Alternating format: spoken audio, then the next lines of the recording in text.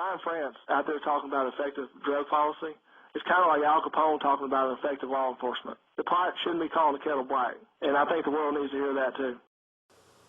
Well, this didn't take long. Going green, this is car 5, going green, this is car 5.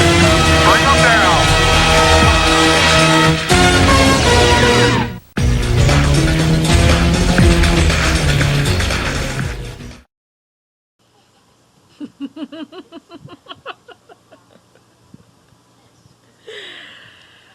Oh, this is gonna be fun. Okay. So, even though some people called him crazy years ago, it turns out that quote from Jeremy Mayfield that started the video actually turned out to be right. Now, there are people in the racing community like me that already knew this was a fact, based on a prior event that apparently mostly no one knows about, but let's have a little bit of fun and tell you exactly what the problem with this would be.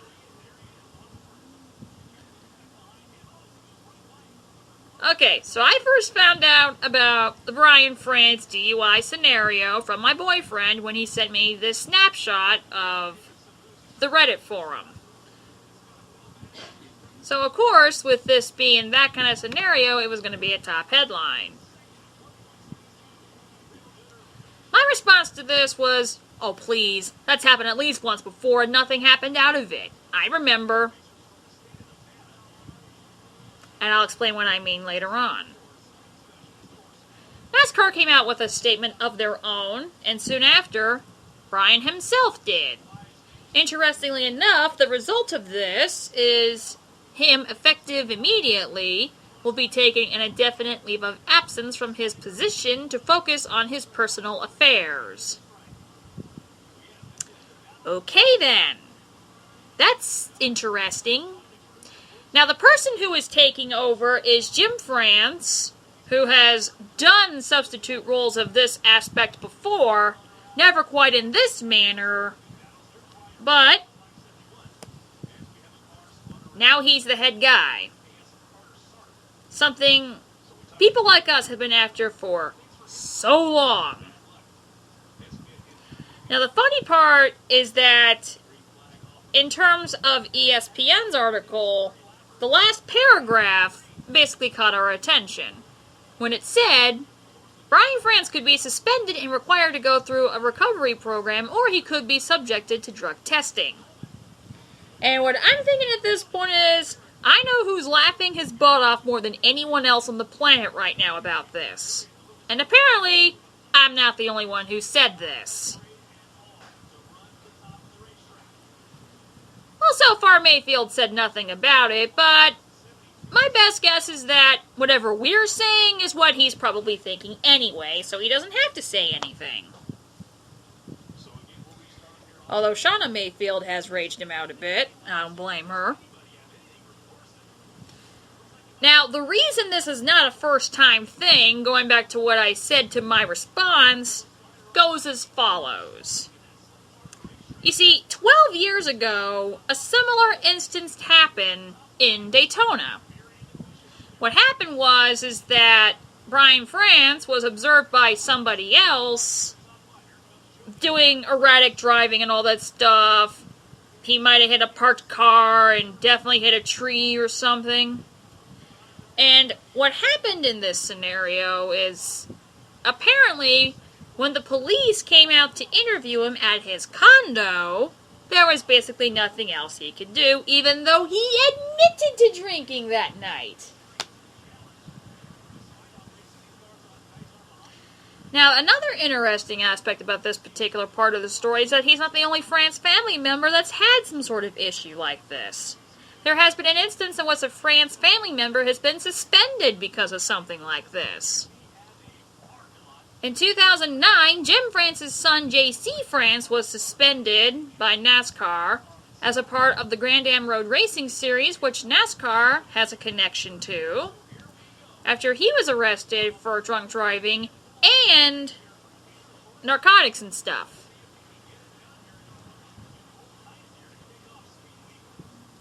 So, it was pretty interesting how this particular event happened. What also happened in this instance is that another person named Russell Van Richmond, a friend of some sort, I guess. The article says half-brother, but I'm not sure about that. Anyway, they were essentially drag racing each other on the street. The NHRA was created for a reason, people.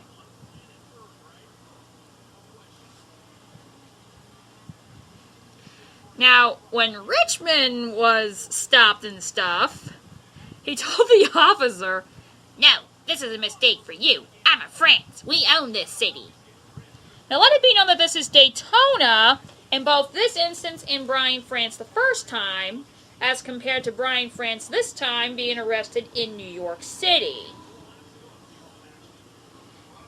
Now, the interesting part is not only the fact that J.C. France is Jim France's son, but also the quote that was put out by a spokesman by the name of Ramsey Poston saying, quote, and I found this hilarious, "JC is being treated like any other competitor. His suspension is immediate and indefinite." What's not known among the racing community for the most part is how that story ended. And this is where the assumptions of France family political influence came to be, even though political is not the best term for it. I'd say favoritism is the better term for it. So, apparently what happened was, is that according to the court, the attorneys for the people in play in the 2009 incident was alleged to have been stopped in the Holly Hill area and not Daytona Beach. Because of said technicality, the judge agreed, and essentially all charges were dropped, in an illegitimate fashion compared to other charges. So, mega garbage on that part. Now, a similar incident, going back to Brian France the first time, well, when this happened in Daytona Beach, the article specifically stated that someone had observed him, followed him to the condominium he was at, where he was driving erratic and stuff, on Route 1. Because police never interviewed him until he was at the residence, they could not arrest him for DUI. Funny enough, this particular instance made Daytona Beach police change their policies in terms of this, which is kind of funny, and gave the assumption that the France family is basically immune to all of this stuff in terms of Daytona Beach and stuff. The same article then goes on to go with the Mayfield stuff. And here's the interesting thing. Do you know the NASCAR policy that says that you have to go through all this stuff in order to be reinstated? J.C. France didn't have to. He was reinstated immediately after the judge's ruling.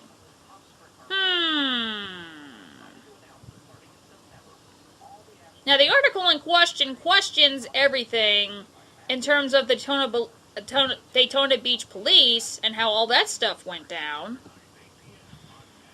But now we're in a situation regarding Brian France now where we're no longer in Daytona Beach. He no longer has the home field advantage. This took place the night Chase Elliott got his first win at Watkins Glen, so obviously he attended that race, which I found interesting. Now, what happened in this instance is that Brian France was stopped for running a stop sign of all things, and that's not what I expected him to get pulled over for, but in this instance, he failed plenty of different sobriety tests and stuff. Okay, come on! This is the second time the power's gone out here today. Anyway, Exactly. Anyway, I'll continue. Anyway, the blood alcohol level, and the lights turned back on, was essentially a .18, which is double the legal limit under New York law and pretty much any law. Now, the interesting thing is that he also had a controlled substance with him, 5 pills yellow in color that was identified as oxycodone. A highly addictive pain pill, essentially. Now, because of all this, and once again, Brian France proving himself the idiot that he is, we always knew that Brian France was an idiot, but we didn't think it would get this bad.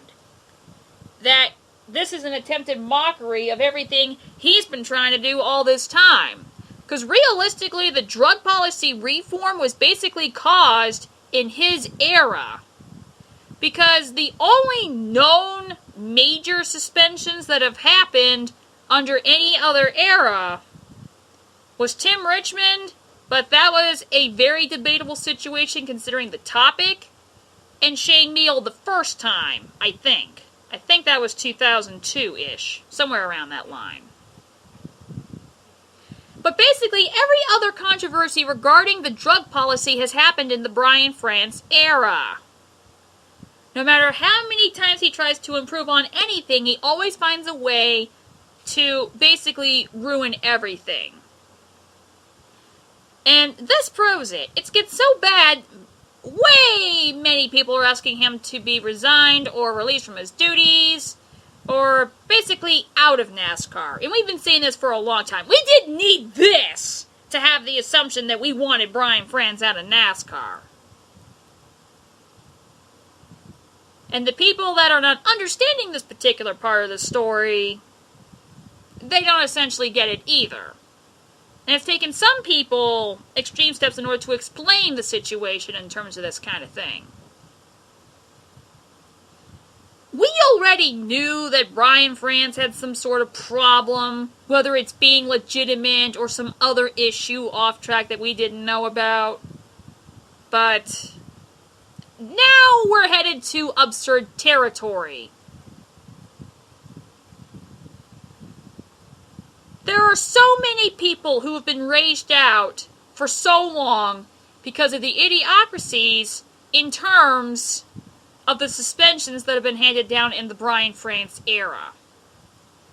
Like, minus Tim Richmond and Shane Neal the first time, nearly every single one has occurred in the Brian France era. I found a tweet that actually explained this pretty well. Now, I'm not sure why this person included Travis Quapple, because he's never been suspended for drugs, but all the other drivers that you see on the screen have been reached out in some way, shape, or form. You got the Jeremy Mayfield issue that's been covered a lot. You have the Gallagher issue that we're still not sure what exactly happened. We got both AJ Allmendinger and Randy LaJoie suspended because people wanted to help them either relax or boost their energy. And I'm not even going to get started on the Kevin Grubb scenario. That's been covered plenty of times by me. But the assumption that Brian France did way worse is not only a factor based on his status, but is also truth. Now, that being said, here is the problem with this particular scenario. And it's something another popular NASCAR figure, fan-wise, has said. Yeah, we can hate on Brian France as the CEO of NASCAR, but you can still be compassionate towards him. See, that's our thing. We've been trying to do stuff like that. And here's the thing that I'm not sure people are getting. That is all we want. We don't want him out of NASCAR just for the heck of it and just to make NASCAR better. We want him out of NASCAR not only to save the sport, but to save him. See, that's the part I'm not sure you guys are exactly getting. Let me just paraphrase something Dale Earnhardt Jr. said, and this is essentially what my response to this is. The one thing that I hope Brian gets is the assistance that he needs. It's important that he's healthy and he takes care of himself. Now, that being said, I decided to be a little curious person and figure out what the freakazoid oxycodone is and if it's different from that of Oxycontin. It turns out, no, they're not. But here is the thing that's alarming to me. According to the advice that I had seen, first of all, you need a prescription for it, and I'm more inclined to believe he didn't. And then under alcohol, it says avoid very serious interactions can occur.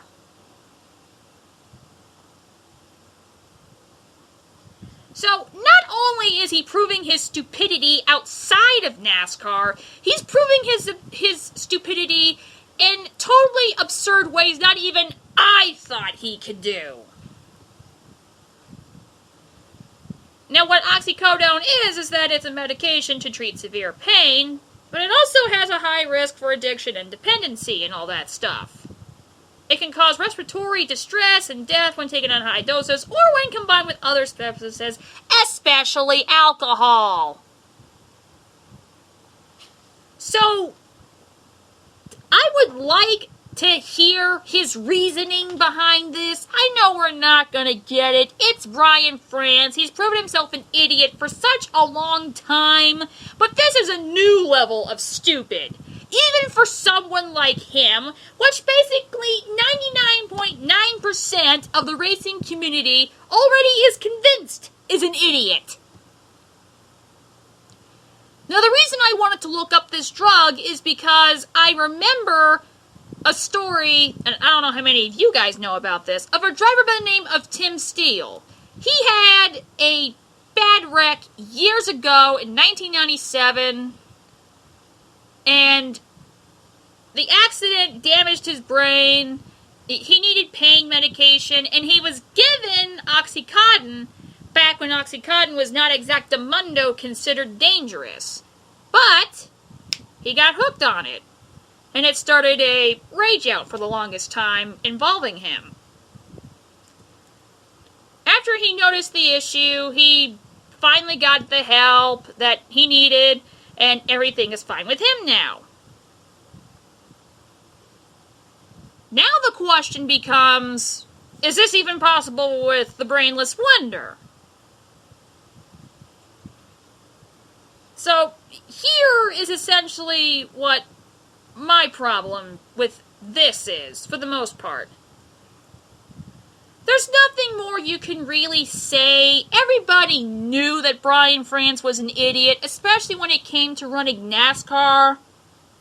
But maybe this, especially now since you're outside of Daytona Beach jurisdiction, can finally be the key that he needs to not only get out of NASCAR, not for us, but for him.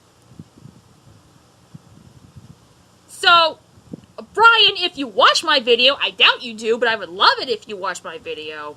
Here is something that I think you need to know right now. There are way more things that are more important right now for you than to run NASCAR in your crazy-fied way.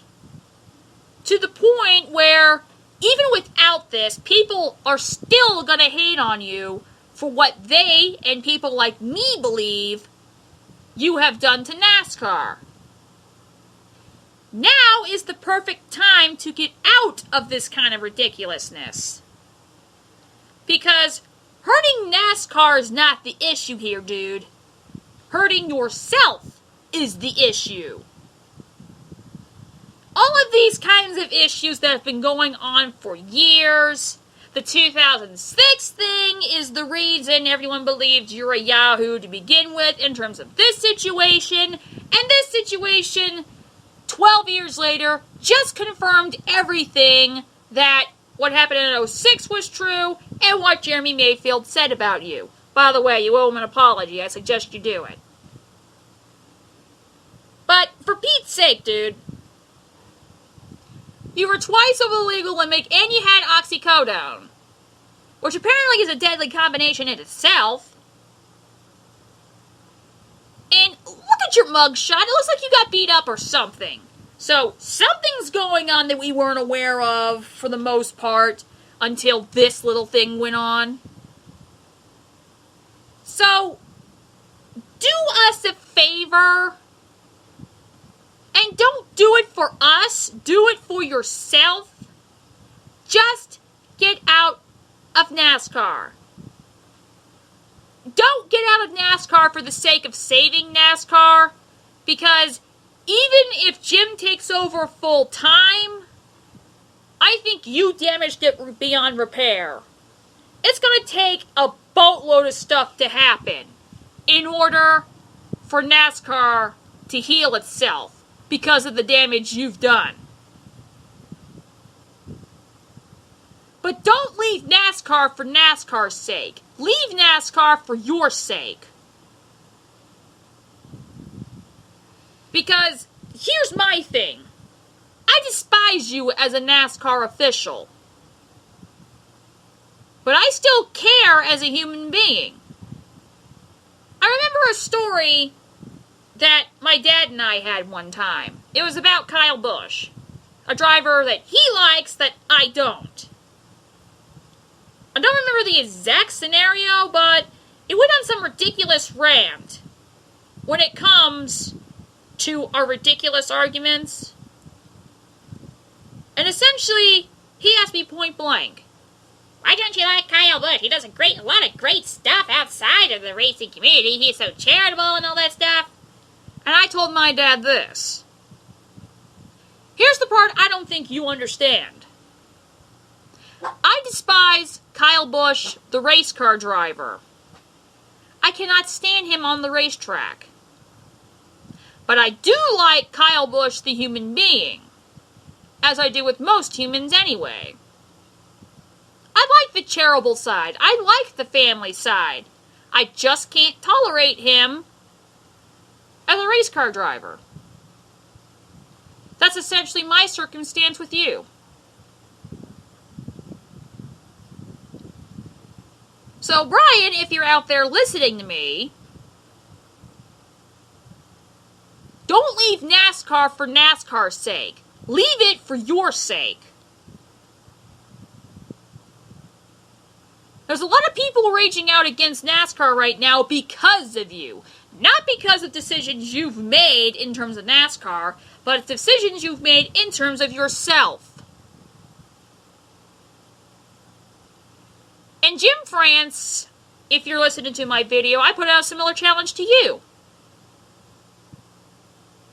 Your son JC was suspended for violating the policy, even though the Grand Am Series is connected with NASCAR and not associated with NASCAR directly. I put out the same challenge to you. Suspend Brian indefinitely and make him go through the program. That way you can take over as the top guy. And I believe you can do way better in a short amount of time than Brian has his entire tenure. With that being said, that's my thoughts on everything right there. Twice over the legal limit plus oxycodone?